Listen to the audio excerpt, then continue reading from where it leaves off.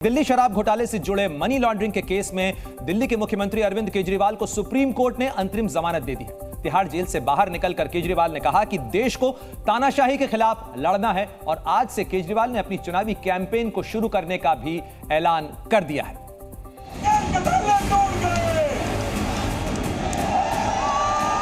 दिल्ली शराब घोटाले मामले में 51 दिनों के इंतजार के बाद दिल्ली के सीएम अरविंद केजरीवाल को सुप्रीम कोर्ट ने अंतरिम जमानत पर रिहा कर दिया। आज केजरीवाल सुबह 11 बजे हनुमान मंदिर जाएंगे और वहां दर्शन करेंगे। दर्शन करने के बाद केजरीवाल एक रोड शो करेंगे। हालांकि केजरीवाल को ये राहत महज 21 दिनों के लिए ही मिली है, लेकिन ये माना जा रहा है कि आने वाले दिनों में केजरीवाल चुनाव प्रचार के लिए दिल्ली, पंजाब और हरियाणा पर फोकस करेंगे। जेल से बाहर निकलकर केजरीवाल ने कहा कि पूरे देश की जनता का आशीर्वाद मेरे साथ है और हम तानाशाही का अंत करेंगे।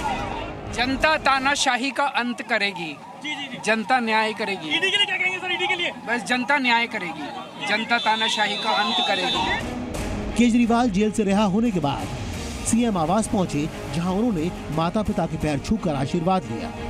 जहां केजरीवाल की रिहाई पर आप कार्यकर्ता जोश में हैं, जश्न मना रहे हैं, तो वहीं दूसरी तरफ केजरीवाल की रिहाई पर सियासत शुरू हो गई है। बीजेपी ने केजरीवाल की रिहाई को लेकर निशाना साधा है। बीजेपी नेता मनोज तिवारी ने कहा कि कोर्ट ने केजरीवाल के चेहरे पर कालिक लगाकर भेजा है। न्यायालय ने अरविंद केजरीवाल जी के चेहरे पर एक कालिक लगा करके भेजा है उनको, क्योंकि वो विश्वसनीयता तो पहले खो चुके हैं।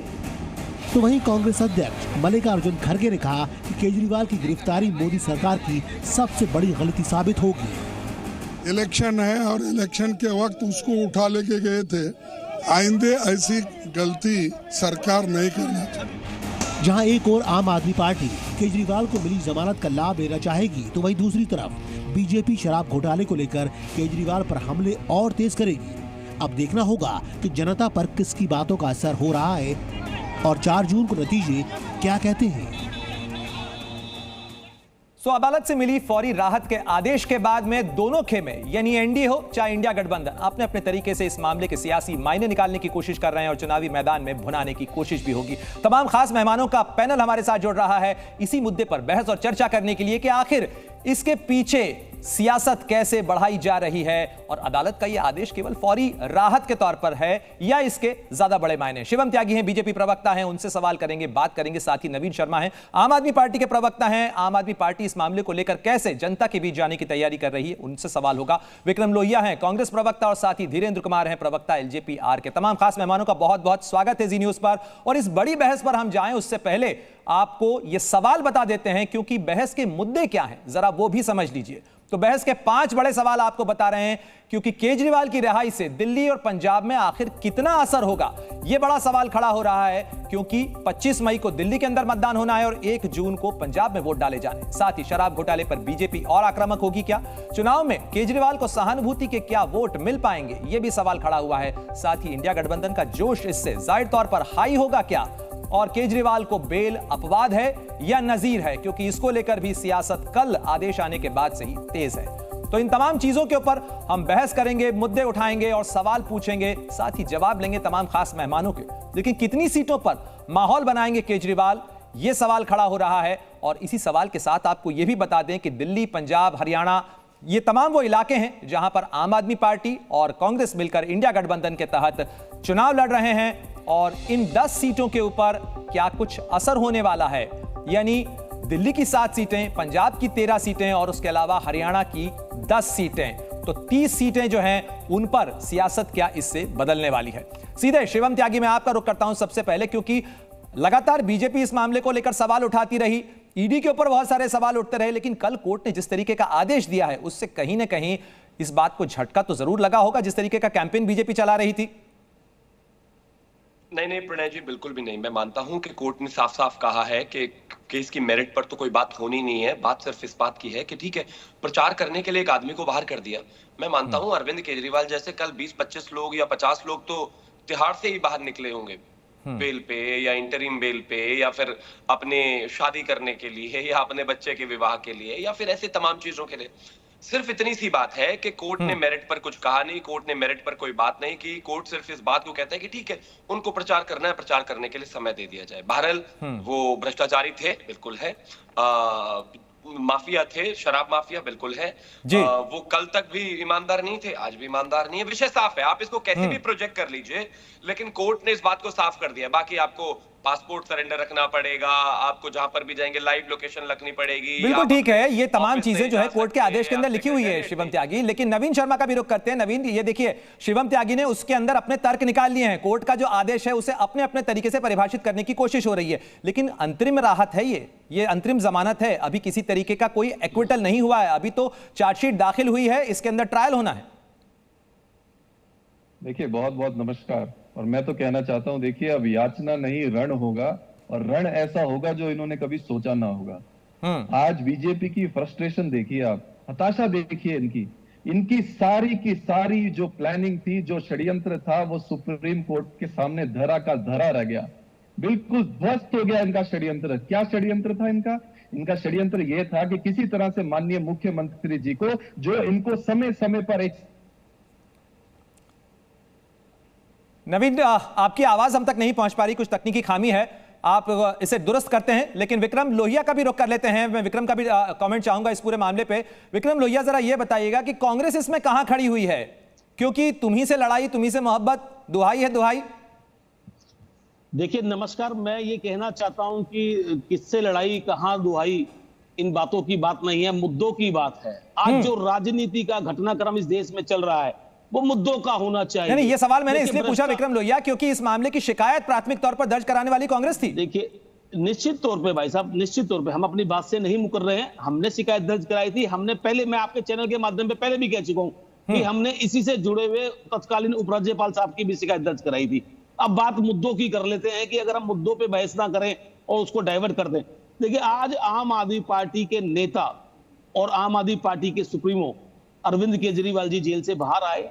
आम आदमी पार्टी के लिए भी और दिल्ली वासियों के लिए भी ये बहुत खुशी की बात है कि वे बाहर आए। मैं ये कहना चाहता हूं, आज कांग्रेस पार्टी इंडिया गठबंधन जो चुनाव लड़ रहा है, वो आज हम उस तानाशाही के खिलाफ लड़ रहे हैं जिसने इस देश की तमाम एजेंसियों का दुरुपयोग कर विपक्ष को कमजोर करने का काम किया, अपनी चुनावी माइलेज लेने के लिए, अपनी सत्ता हासिल करने के लिए। उस नेता ने किसी को नहीं बख्शा, और जो जिनको उन्होंने भ्रष्टाचारी कहा, उन तमाम नेताओं को अपनी पार्टी में शामिल करा लिया, वो भ्रष्टाचारी नहीं रहे। ये आज का सिनेरियो भारतीय जनता पार्टी। चलिए, आप गठबंधन धर्म की बात कर रहे हैं, गठबंधन में बीजेपी के सहयोगी हैं एलजेपीआर। धीरेन्द्र कुमार, जरा ये बताइएगा कि गठबंधन की सियासत के लिहाज से देखा जाए तो वो तो कह रहे हैं कि गठबंधन धर्म के लिए हम अपनी शिकायत और अपने तमाम मुद्दों को भी पीछे छोड़ रहे हैं, लेकिन ये मुद्दा जो है बीजेपी के खिलाफ लड़ाई का है। इंडिया का एनडीए गठबंधन का आप हिस्सा हैं, क्या आपको लगता है कि इससे फर्क पड़ेगा, खासतौर पर जो 30 सीटें हैं दिल्ली, पंजाब और हरियाणा की? देखिए, इसमें क्या पड़ेगी फर्क पड़ना, फर्क तो कुछ पड़ना नहीं है। पूरे देश के लोग जान रहे हैं, कोई आजादी की लड़ाई में तो जेल गए नहीं है, भ्रष्टाचार में जेल गए, और वहां से अगर इनको राहत दिया गया है किसी तरह का, सुप्रीम कोर्ट का ये आदेश है, तो उसका सम्मान करते हैं। लेकिन इसके वहां से निकलने के लिए, प्रचार करने के लिए अगर उनको छूट दी गई है, इसका अर्थ ये तो नहीं निकाला गया ना कि ये पाक साफ। तो लोगों के बीच में जाना, मुझे तो लगता है कि उल्टा हम ही लोगों को फायदा होना है। अगर कोई अपराधी या इस तरह के लोग अगर जाते हो फिर से जनता के बीच में, तो मुझे लगता है कि उसका उल्टा असर होगा इन लोगों। शिवम त्यागी, आप नजरें झुकाए अपने शायद मोबाइल या लैपटॉप के ऊपर, आईपैड के ऊपर, कई नए तर्क तलाश चुके होंगे अब तक। जरा ये बताइएगा, जो फायदे का गणित धीरेन्द्र कुमार कह रहे हैं, वो क्या फायदे हैं, जरा बता सकेंगे आप? नहीं, तर्क के लिए लैपटॉप और मोबाइल की आवश्यकता नहीं है, अपना दिमाग ही काफी है। मैं सिर्फ एक ही चीज कहना चाहता हूँ, मैं तो दिल्ली अक्सर अपने पार्टी कार्यालय में रहता हूँ। कल देख रहा था दिल्ली के मोहल्ले मोहल्ले में ये नारा है भाई कि देखो देखो कौन आ गया, शराब माफिया, ये नारे लग रहे हैं। बिल्कुल ठीक बात है। अपने घर में कोई भ्रष्टाचारी को बिठाना पसंद करेगा क्या, आप बताइए? अपने घर में कोई भी जो सजा याफ्ता नहीं, जो जेल में रहने वाला कैदी है, उसको कोई बिठाना पसंद करेगा? अपने घर में कोई ऐसे व्यक्ति को जो ऑलरेडी जेल में है, फिर जेल में जाने वाला है, जो भ्रष्टाचार में है, जो देखिए स्क्रीन पर शिवम त्यागी आपकी बातों पर सबसे पहले हाथ उठाया विक्रम लोहिया ने, तो सबसे पहले विक्रम लोहिया का कमेंट ले लेते हैं, उसके बाद मैं नवीन का रुख करूंगा। भ्रष्टाचार नहीं, शिवम भाई ने अभी कहा कि अपने घर में कोई भ्रष्टाचारी को बर्दाश्त करेगा क्या? अभी शिवम भाई ने कहा कि कोई अपने घर में भ्रष्टाचारी को बर्दाश्त करेगा क्या? कोयला खा गया था नवीन जिंदल, प्रधानमंत्री जी ने कहा भ्रष्टाचारी आज उनके घर में ही है, शुभेंदु अधिकारी उन्हीं के घर में है, अजीत पवार उन्हीं के घर में है, छगन भुजबल उन्हीं के घर में है। बताइए कौन से घर में है? और उन्होंने कहा नारे लग रहे थे, भाजपा कार्यालय में था, तो भाजपा कार्यालय में तो नारे भी लग सकते हैं, डंडे भी बज सकते हैं, कुछ भी हो सकता है। चलिए, आज आपने वो वॉशिंग मशीन और वॉशिंग पाउडर वाला तर्क नहीं दोहराया, लेकिन नवीन मैं आपकी टिप्पणी लूंगा, उसके बाद इन दोनों सवालों के ऊपर शिवम का जवाब लेंगे। देखिए अभी सबसे पहले मैं बौखलाहट हो गई है कि लोग जो हैं वो गली गली में शेर बोल रहे हैं और इनको शराब सुन रहा है। ऐसा इनको सदमा लग गया है शराब घोटाले से, क्योंकि हमने तो प्रूफ कर दिया कि शराब घोटाला किसने किया है। शराब घोटाला असली तो बीजेपी ने किया है। शरद रेड्डी जो शराब घोटाले का किंग पिन है, उसने चंदा किसको दिया? बीजेपी को दिया। तो असली शराब घोटाले की जांच करना इनका मकसद था ही नहीं। इनका मकसद था एक फर्जी घोटाले में माननीय मुख्यमंत्री जी को चुनाव से दूर रखना। वो इनकी बुरी तरह से हार हो गई। इन्होंने शायद सुप्रीम कोर्ट की डिटेल डिस्कशन सुनी नहीं। सुप्रीम कोर्ट में बार बार ईडी को फटकार लगाई। और लेकिन नवीन, सवाल यह भी खड़ा हो रहा है कि जो पाबंदियां लगाई गई हैं, केस पर बात नहीं कर सकते हैं, आप मुख्यमंत्री कह रहे हैं, आम आदमी पार्टी बार बार कहती रही कि जेल से भी सरकार अरविंद केजरीवाल की ही चल रही है, लेकिन यहां पर तो ना तो वो दस्तखत कर सकते हैं, उसके लिए भी उन्हें एलजी से आदेश लेना पड़ेगा। बहुत सारी पाबंदियां हैं उसके अंदर, और वो केस पर कितना बोल पाएंगे इस पर नजर लगातार होगी। देखिए, जो भी सुप्रीम कोर्ट का जजमेंट है उसको सबको वो माननी है और वो मानना जरूरी है। और जो जो हमें उसके अंदर अलाउंस मिली है हम वो करेंगे। हमें प्रचार करने की अलाउंस मिली है तो आप देखेंगे कि माननीय मुख्यमंत्री जी गली गली में जाके प्रचार करेंगे। लोग वेट कर रहे हैं, लोग इंतजार कर रहे हैं कि कब उनका बेटा, कब उनका शेर जो है उनसे मिलने आएगा। ये बीजेपी को जो जिसने सबसे ज्यादा, जिसमें इनको। चलिए, शिवम त्यागी हाथ उठा रहे हैं। शिवम, जरा जवाब दें इस चीज का कि ये क्या प्रचार के मैदान के अंदर कहीं ना कहीं उन्हें एक सहानुभूति का जो वोट लेने की कोशिश आम आदमी पार्टी और इंडिया गठबंधन कर रहा है, और एक तरीके से देखा जाए इस रिहाई ने एक बूस्टर टॉनिक तो दे ही दिया है। हाँ, मैं मानता हूं उनके अपने कार्यकर्ताओं के लिए बूस्टर जरूर हो सकता है, लेकिन जनता के लिए तो सेटबैक है ये। दूसरी बात ये है कि यही अरविंद केजरीवाल 2014 में आदरणीय प्रधानमंत्री जी से बनारस में पिटकर भी आ चुके हैं, उनके सामने प्रचार भी कर चुके हैं, 2019 में भी कर चुके हैं और तमाम जगहों पर कर चुके हैं। क्या बदला ये देश भी जानता है। और अब तो शराब माफिया भी है। चलिए, तब तक तो आरोप भी नहीं था, अब तो शराब। लेकिन दिल्ली के बारे में नहीं बोलते हैं आप। तिहाड़ से भी, दिल्ली के विधानसभा चुनाव के अंदर भी तो क्या हुआ? क्यों नहीं बोलते? बिल्कुल बोलते हैं हम। 2014 में दिल्ली में 7 में से 7 आई, 2019 में 7 में से 7 आई, बीच में एक बार हमने एनसीडी जीती। हाँ, दिल्ली विधानसभा में हम वो परफॉर्म नहीं कर पाए, लेकिन छोड़ दीजिए दिल्ली। आप इसके अलावा मध्य प्रदेश में आ जाइए, आप उत्तर प्रदेश में आ जाइए, आप महाराष्ट्र में आ जाइए, आप छत्तीसगढ़ में आ जाइए, आप राजस्थान में आ जाइए, आप मध्य प्रदेश में आ जाइए। हर जगह इनकी 100 में से 99% सीटों पर जमानत हुई है। जमानत जब्त, वहां पर सबने अरविंद केजरीवाल ने ही तो प्रचार किया था ना। मैं मानता हूं कि आप बहुत इनको वेटेज जिस तरीके से दे रहे हैं, या कोई भी दे रहा है, देना चाहिए, अच्छी बात है। बेचारे बड़ी मुश्किल से बहुत दिनों बाद अपने घर आए हैं, अपने घर का खाना खा पाएंगे, रह पाएंगे, वो ठीक है।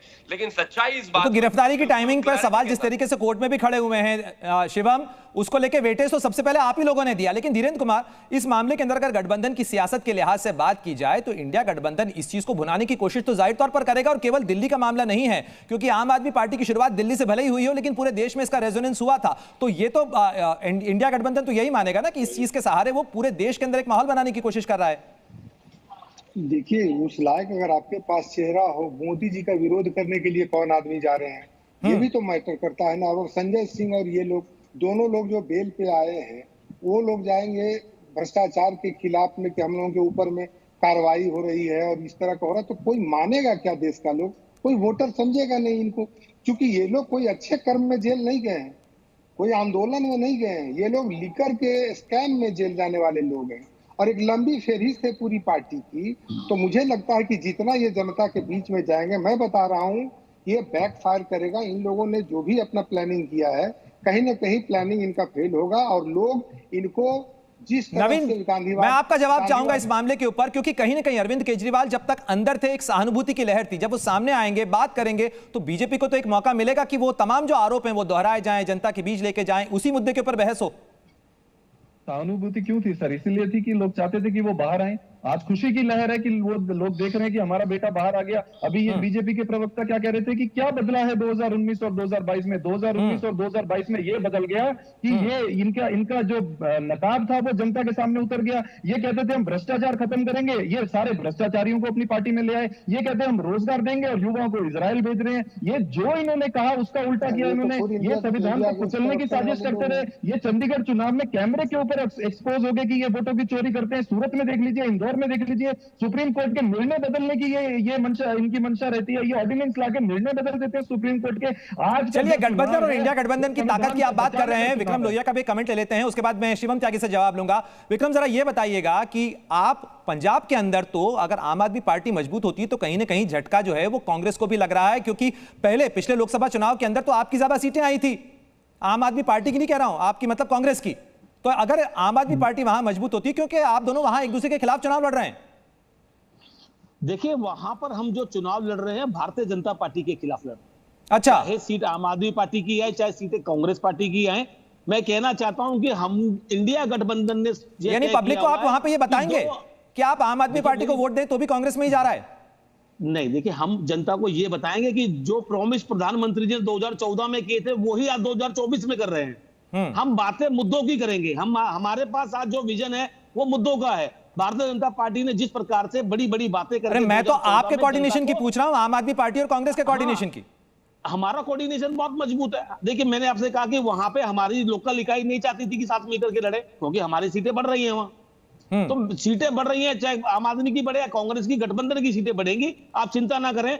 2024 में सभी दलों ने, चलिए शिवम त्यागी, बीजेपी कहती रहती है कि आएगा तो मोदी ही, या आपने विक्रम लोहिया, नवीन शर्मा को सुना, उनका कहना है कि वोट किसी को भी डाले वो जाएगा मोदी के खिलाफ ही, यानी बीजेपी के खिलाफ वोट जाएगा, चाहे वो आम आदमी पार्टी को डाले चाहे कांग्रेस को डाले। देखिए, भगवंत मान ने पंजाब में कहा था कि एक थी कांग्रेस, लेकिन ये कांग्रेस के खिलाफ नहीं लड़ रहे हैं, ना कांग्रेस आम आदमी के खिलाफ लड़ रही है, ना आम आदमी कांग्रेस के खिलाफ लड़ रहा है। बंगाल में अधीर रंजन चौधरी ने ये तक कह दिया था कि एक काम करिए, ममता दीदी को वोट देने से बेहतर है भारतीय जनता पार्टी को वोट दे दीजिए, लेकिन दिल्ली आकर डर के इकट्ठे हो जाते हैं। विषय साफ है, ये भी जानते हैं कि इकट्ठे होकर लड़ लें, तिहाड़ से लड़ लें, तिहाड़ के अंदर से लड़ लें, बाहर से लड़ लें, दिल्ली के बीच में आकर लड़ लें, कुछ भी कर लें, बदलने वाला है नहीं।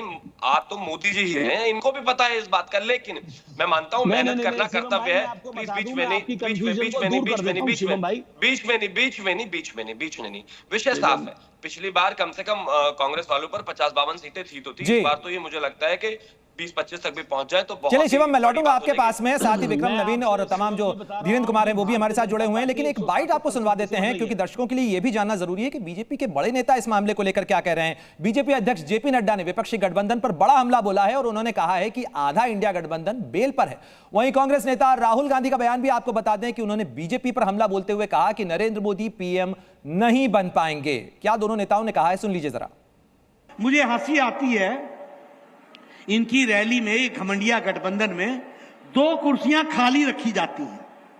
एक पे लिखा होता अरविंद केजरीवाल, एक पे लिखा होता हेमंत सोरेन, और ये दोनों ही मुख्यमंत्री जेल में हैं। यानी घमंडिया गठबंधन में जो बैठे हैं वो बेल पर हैं और जो खाली हैं वो जेल में हैं। जो खाली कुर्सियां हैं, इनको आपसे कोई लेना देना नहीं है।